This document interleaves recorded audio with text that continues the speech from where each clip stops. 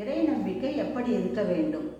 நமக்கு கடவுளிடம் இறை நம்பிக்கை இருக்குது, பார்த்துருக்கோம். ஆனால் அது எப்படி இருக்கணும்? இப்படிப்பட்ட ஒரு நம்பிக்கை இருந்தால் நம்ம கிடைத்தது நினச்சது எல்லாமே நடக்கும், நாம் கேட்டது அனைத்தும் கிடைக்கும். இதை பற்றி தான் ஒரு சின்ன கதையுடன் ஒரு அலசல். ஹாய், வணக்கம். நான் உங்கள் யோகா பாமா நந்தகோபால் பேசுகிறேன். அனைவரும் சிறப்பாக இருக்கிறீர்களா? அனைவரும் மிகவும் சிறப்பாக இருப்பீர்கள். என்னுடைய சேனல் சப்ஸ்கிரைப் செய்யுங்க, லைக் அண்ட் ஷேர். ஓகே. ஒரு நாட்டில் ஒரு அரசன் ஆட்சி செய்து வந்தாங்க. அவன் ஆட்சி மக்கள் அனைவரையுமே சிறப்பாகவும் சந்தோஷமாகவும் வச்சுக்கிட்டு நல்லாவே ஆட்சி செய்து வந்தால் சிறப்பாக இருந்துச்சு. ஆனால் அவனுக்கு ஒரு மனக்கவலைங்க. அவன் என்ன பண்ணான்? அவனுக்கு திருமணம் ஆகி பல வருஷம் ஆகுது, அவனுக்கு குழந்தை இல்லை. என்ன செய்வது? அப்புறம் நம்ம ராஜ்யத்தை யார் ஆள்வது நமக்கு அப்புறம் சொல்லி கவலைப்பட்டு மிகவும் வேதனையிலேயே இருந்தான். இதை நினைத்து மிக கவலையாகவும் விரகதியாகவும் நாட்களை கழித்து வந்தார்.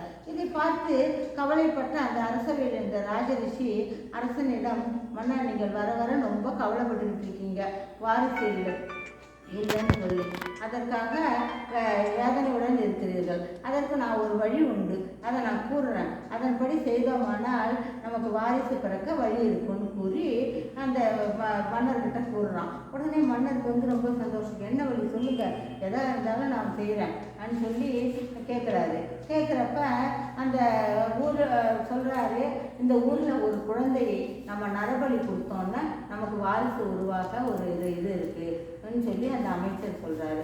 அதுக்கு இந்த அரசர், ஐயோ, யார் நரபலிக்கு நமக்கு ஒத்துக்குவார், நம்ம என்ன பண்ணுறதுன்னு தெரியல, குழம்பு இருக்கிறப்ப ராஜரிஷியே சொல்கிறாரு, நம்ம தண்டோரா போடுவோம். இதை மாதிரி ஒரு குழந்தை நரபலிக்கு வேணும்னு சொல்லிட்டு அவங்களுக்கு பொண்ணும் பொருளும் ஒரு ஊருக்கு கொடுக்கலாம் அப்படின்னு சொல்லி தண்டோரா போடுங்க அப்படின்னு சொல்கிறாரு.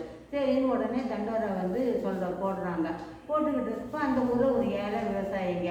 அவருக்கு 3 மகன்கள். அவனுக்கு விவசாயம் செய்கிறதுனால சாப்பாட்டுக்கும் அவ்வளோவா ஒன்றும் கிடைக்கல, செய்யல, ஏழையாகவே இருக்கிறான். அதனால் அவன் நினச்சான், ஐயோ, நம்ம 3 பையன்கள் இருக்காங்க, ஒரு பையன்கள் கொடுத்தா நம்ம கொஞ்சம் சுகமாக இருக்கலாம்னு சொல்லிட்டு இவன் என்ன பண்ணான், பெரிய பையனை பார்க்குறான். பெரிய பையன் கொஞ்சம் வளர்ந்து கொஞ்சம் 2 வருஷத்தில் சம்பாதிக்கிற மாதிரி இருப்பான். அதனால் இவனை கொடுக்க வேணாம், கடைசி பையன் ரொம்ப சின்னவன், அவனு வேணாம், இந்த நடுப்பையனை கொடுக்கலான்னு சொல்லி அவங்க உறவினர்களுக்கெல்லாம் சொல்லிட்டு இவன் நடுப்பையன்கிட்ட போகிறான்.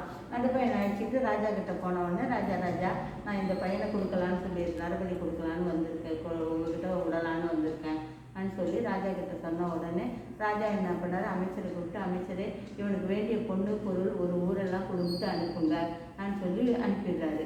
இந்த பையனை வச்சுக்கிட்டு இருந்தார். மறுநாள் காலையில் ராஜா எழுந்திரிச்சு இந்த பையனையும் அழைச்சிக்கிட்டு ஒரு மரத்தடிக்கு கீழே போகிறாரு, நரபலி கொடுக்கலான்னு அழைச்சிக்கிட்டு போகிறாரு.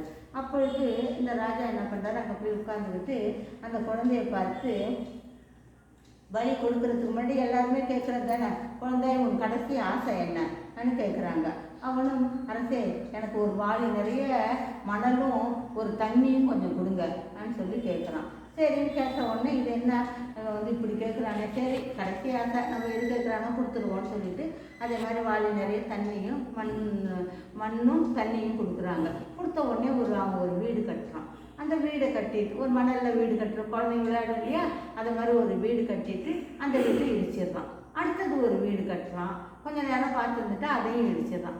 3ஆவதாக என்ன பண்ணுறான், ஒரு வீடு கட்டுறான். 3ஆவதாக ஒரு வீடை கட்டி அதையும் அழித்து விட்டுறான். 4ஆவது 3ஆவது கட்டின வீடு கொஞ்சம் பெரிய வீடாக மாளிகை மாதிரி கட்டி வச்சு அதை அழகு பார்த்துட்டு அதையும் இடிச்சிடுறான். அதுக்கப்புறம் 4ஆவதாக பெரிய கோபுரங்கள் வைத்த மாதிரி ஒரு கோயில் மாதிரி கட்டுறான்.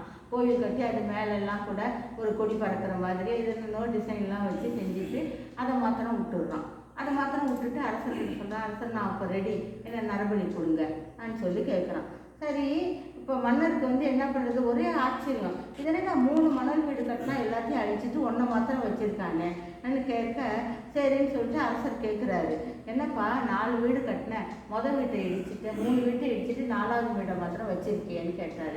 அதுக்கு தான் அவன் சொல்கிறான், அரசே, முதல் வீடு எங்கள் அம்மா அப்பா வீடு, எங்கள் அம்மா அப்பாவும் என்னை கை விட்டுட்டாங்க, அதனால் அவங்களையும் நான் எடுத்துக்கல, அதனால தான் அவங்க வீட்டையும் அழிச்சிட்டேன்.